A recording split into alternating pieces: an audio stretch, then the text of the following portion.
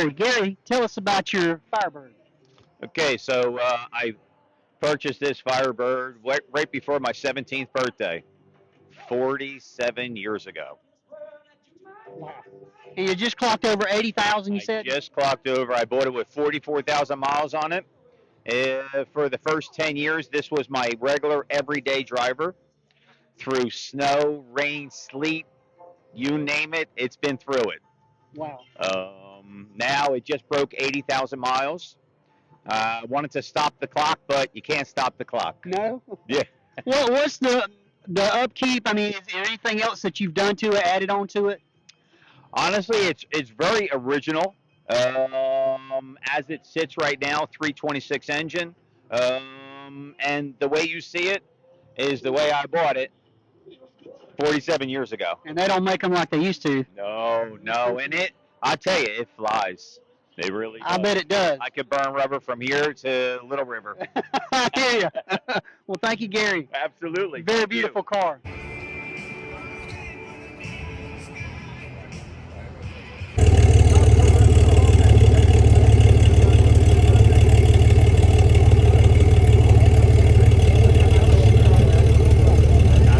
Okay, guys, this is a 1966 Chevrolet van powered by a inline six 250 with a Holly Sniper fuel injection, inside and out. It's a kind of a work in progress, but when he rolled in, everybody's head turned. This is, you can see the Holy Sniper there, and it has paper spark ignition, and the intake goes out the back behind the seat. I see that. And that little plate there controls the throttle cable and control to the transmission, the TV cable. And so the cable that goes to the shifter goes all the way forward, all the way back, and all the way comes again. It's about 12 feet long.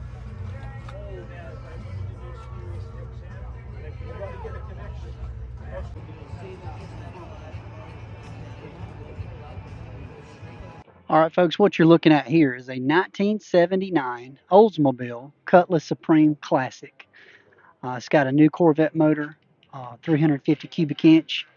Must have been just built Corvette motor. It's got a new trans. It is for sale. I'm going to pop the phone number or get a shot of the phone number for y'all, so y'all check it out. If you're interested, give them a call. And here's the engine. Like I said, it's for sale. If you're interested, give him a call at 703-314-4652. $9,650. And it could be yours.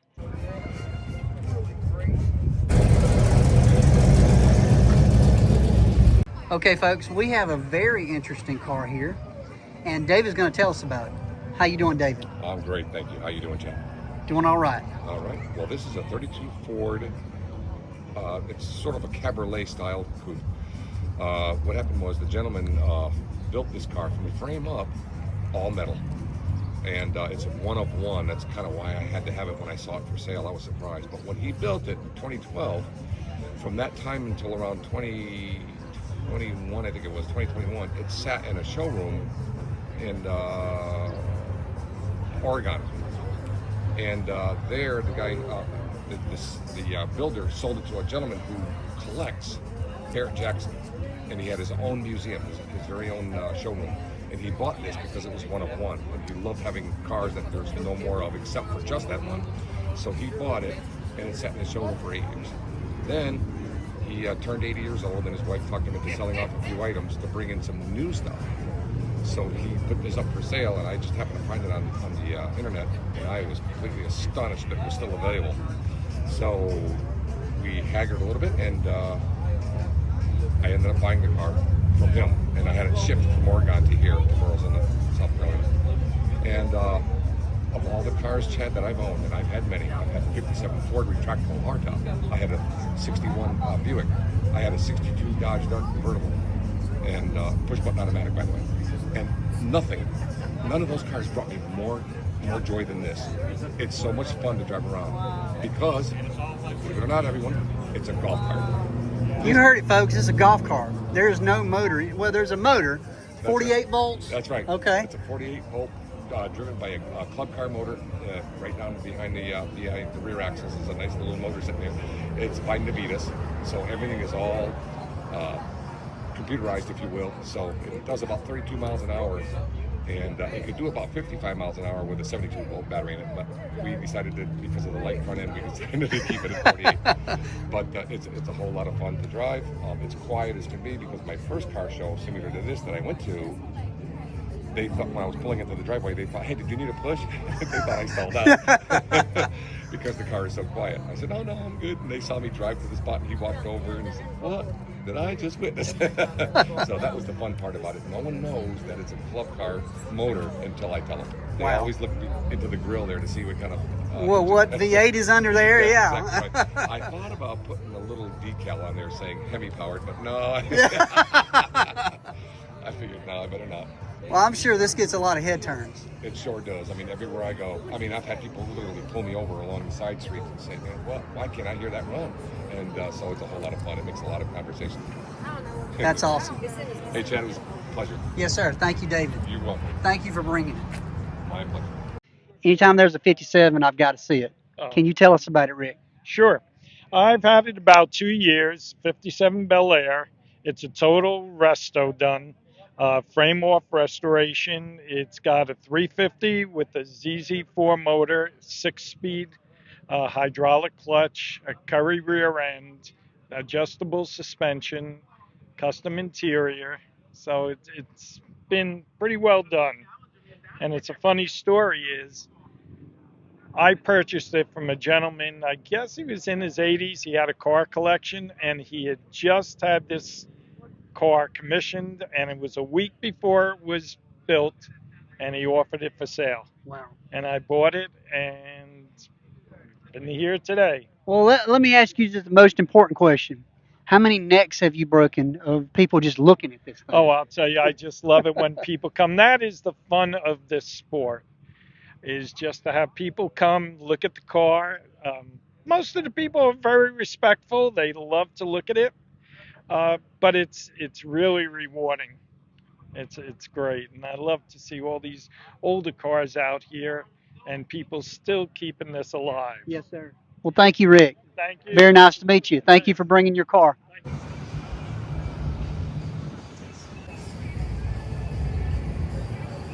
Mark, you've got a beautiful Wildcat here. Can you tell us a little bit about it? Well, it's a 1964. It's got a 401 nailhead engine in it. Most people that know Buicks know what a nailhead is. But I've had the car about 2 years now. Okay. Is anything else that you've done on it? Is it all original? It's the way I got it. I put the wider white wall tires Okay. on it. Did some mechanical work done to it. But other than that, the way you see it's the way I got it. Well, she is just beautiful. Thank you. I appreciate that. How much horsepower? It's got 325 horsepower. Okay. Yeah. The bigger engine had 335, I think, or more. I can't remember exactly, but they had two motors, a 401 and a 425. So, got to add on air. The person before me put aftermarket air in it, Okay. which I don't really use. But Just roll down the windows. that's it. It's the hard top, so you roll the windows down and cruise. Well, thank you for bringing it, sir. You're welcome. Very nice to meet you.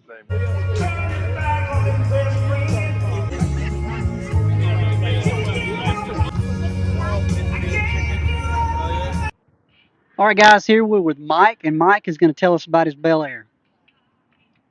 Okay. All right, Chad, thanks. My name is Mike, as you said, and I've owned this 57 since 1978. Bought it in February of 78. I was 20 years old. It was a drag car when I found it in a barn, retired drag car, that is. And it wasn't a real fast drag car, but back then they ran in the high 13s. And so when about 1971 or 72, it got retired as a drag car after about 5 or 6 years of being used, and it sat in the barn until '78 when I found it, and I bought it. Had no engine and transmission in it. It did come with an engine, freshly rebuilt, that was sitting on a bench, and I took it home. My brother, we towed it home with his 1972 Super Sport Chevelle, and we put the motor together, finished putting it together, and put it in the car a few months after buying it, and put a Turbo 400 behind it, and that same transmission's in there today. Been rebuilt once or twice, I guess, um, and we drove it around for about let's see, 8 years, until until I decided I wanted to tub it, and my friend of mine, we started talking about doing it, and he's like, "Yeah, I could do that for you." So it was 1984. We spent about 6 months in his garage, cutting the back half off the car and narrowing it.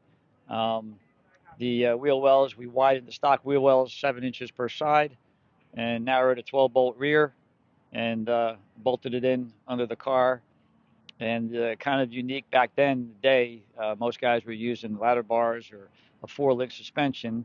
My buddy said he wasn't going to do it that way. He was going to make it like a street car and drivable. So by narrowing the frame, he made his own mounts and mounted the leaf springs, the factory type leaf springs, under the frame of the car. So it actually rides pretty much like a stock 57 Chevy does. Doesn't ride like a race car. Um, and the tires, it made room for the huge tires that are 16 inches of rubber on the tire with a 15 by 14 inch wheel, and the fronts are 15 by 6 with a 205 um, 75 15 tire on the front. The the the engine is in the car. Been in the car since 1985. Is a big block Chevy 454. Um, that's kind of a mild street motor. It has Edelbrock aluminum oval poured heads on it, comp cam, head headers, and it actually has a Pete Jackson gear drive. The unique part about the engine is the intake system. It features 2 side draft Webers on an old mounted on a Edelbrock Torker manifold from the 70s, and that manifold has been on the engine since '85 when I put it in the car. Um, but the addition of about 20 years ago, I did the dual Webers, which gives it a real unique look, and very different than most 4-barrel carburetors you see. The uh, the hood, in let's see, 1986, about 86 to 87, the car went into the body shop, um, and was stripped down to bare metal and painted this paint here, which is a lacquer paint. It's a Dodge or Chrysler color that was used on Dodge Colts back in the late 70s, early 80s. Um, and it's been on there since 1986 or 87. So it's uh, it's been on there a long time, almost 40 years. Um, the hood scoop is all handmade metal, um, designed by the guy who painted my car. And he designed the hood opening reverse. That was something we talked about, and he came up with the idea to use hydraulic cylinders on it and from a convertible top. And they've been on there, like I said, since '86 or '87 when the car was debuted, with those on there, and gives it more of a unique look too. But the scoop being all metal is a one-off custom piece, that you'll never see another one like it. Um, the interior is mostly stock. I have a aftermarket steering wheel, a Billet Specialties steering wheel to match the wheels that are on the car. It's got a Hirsch Auto one stick floor shifter. It's been in the car since 1978. It's one of the first floor mounted shifters that Hirsch made back then. So it looks kind of like a 4-speed handle, because actually it is. You can use any kind of handle on it, but it controls the Turbo 400 transmission.